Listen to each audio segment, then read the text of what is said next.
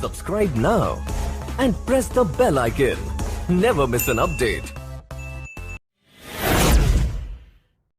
दोस्तों अक्सर जब हमें गैस तेजाब बनता है तो हम कोई कैप्सूल या फिर टैबलेट ले लेते हैं, जैसे एसिलोक की टैबलेट है, रेविकाइन DSR कैप्सूल है, पेंटोप DSR कैप्सूल है। लेकिन खाने का सही तरीका क्या है? गैस तेजाब बन जाता है और आप कोई भी उठा करके खा लेते हैं। आपको कैसे पता चलेगा कि कौन से समय पर हमें कौन सी दवाई लेनी है? लेकिन उससे पहले जान लेते हैं कि हमें इनकी जरूरत क्यों पड़ती है। देखिए, हमारे शरीर में खाना पचाने के लिए HCl यानी हाइड्रोक्लोरिक एसिड बनता है। कभी कभी ये ज़्यादा मात्रा में बन जाता है जब हमारा खान पीन सही नहीं होता है, या जब हम खाते ही बैठ जाते हैं या खाते ही लेट जाते हैं।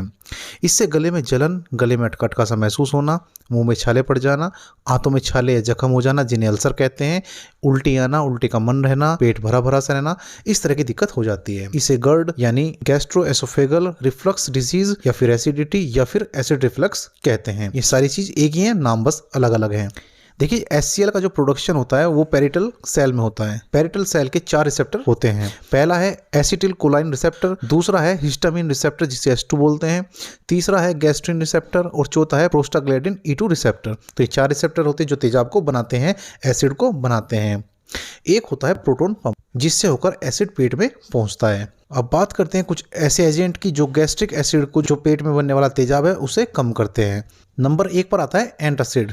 ये एसिड को बनने से नहीं रोकते हैं, बल्कि जो एसिड हमारे पेट में अधिक मात्रा में बन गया है उसे न्यूट्रलाइज करते हैं। यानी कि इन्हें लेने से ऐसा नहीं है कि आपको तेजाब बनना बंद हो जाता है। ये जो तेजाब ऑलरेडी बन चुका है आपके पेट में, किसी भी उल्टा सीधा खाने की वजह से, किसी और वजह से, जो भी है, उस तेजाब को, उस एक्स्ट्रा तेजाब को न्यूट्रलाइज कर देते हैं, उसके असर को कम कर देते हैं। एग्जाम्पल क्या होंगे इसके? आपने सुना होगा aluminium hydroxide, calcium carbonate, magnesium hydroxide जिसे मिल्क ऑफ मैग्नीशिया बोलते हैं। आपने बहुत सारी दवाइयों के शीशों पर ये लिखा हुआ देखा होगा। दूसरे नंबर पर आता है यानी पॉइंट B, H2 ब्लोकर या फिर हिस्टामिन 2 ब्लोकर, या जिसे बोल देते हैं H2RB। ये दवाइयाँ H2 रिसेप्टर को संदेश देती हैं कि एसिड की मात्रा कम बनाएं या बनाना बंद कर दें। जैसा कि ऊपर ही बता दिया गया है कि H2 रिसेप्टर HCl के प्रोडक्शन में योगदान देता है, जिम्मेदार होता है HCl को बनाने में, यानी तेजाब को बनाने में। अब जैसे एक उदाहरण के द्वारा समझें, आपके घर में कोई प्रोग्राम है, कोई फंक्शन है और मेहमान खाना खा रहे हैं, कुछ आ रहे हैं कुछ जा रहे हैं। अब 2-4 मेहमान रह गए हैं और आपको लगता है कि इनका खाना ऑलरेडी आपके पास है, बनाने की ज़रूरत नहीं है, तो आप हलवाई से बोलेंगे कि खाना बनाना बंद कर दीजिए, अब मेहमान जा चुके हैं और जो थोड़े बहुत बचे हैं उनका काम रखे हुए खाने से हो जाएगा। तो उसी तरह से ये संदेश देता है कि आप HCl यानी तेजाब मत बनाएं, शरीर को ज़रूरत नहीं है। एग्जाम्पल कौन कौन से हैं दवाइयों के, आप देखते हैं कि जैसे कि रेनिटिडीन है, फेमोटिडीन है, सिमेटिडीन है, निजाटिडीन है। ये दवाइयाँ क्या काम करती हैं? ये H2 रिसेप्टर को संदेश देती हैं कि तेजाब बनाना बंद कर दें। H2 रिसेप्टर रात में ज़्यादा एक्टिव होते हैं, यानी ज़्यादा HCl यानी ज़्यादा तेजाब बनाते हैं। तो ये टैबलेट जो मैंने आपको बताई है रात को सोने से पहले लेनी होती हैं, 1 घंटा पहले। नंबर 3 यानी C पॉइंट आता है प्रोटोन पंप इनहिबिटर यानी PPI।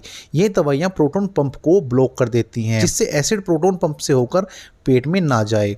हालांकि H2 रिसेप्टर तेजाब यानी एसिड बनाता रहता है, वो ऑलरेडी बन रहा है, वो बंद नहीं हुआ है, लेकिन यह प्रोटोन पंप को ब्लॉक कर देती है। पंप के ब्लॉक हो जाने से एसिड पेट में नहीं पहुंच पाता है। अब इसके एग्जाम्पल क्या है? आपने काफी सुना होगा पेंटोप्राजोल, ओमिप्राजोल, रेविप्राजोल, इसोमिप्राजोल। ये दवाइयाँ सुबह को खाली पेट लेनी चाहिए, यानी खाना या नाश्ता करने से 1 घंटा पहले।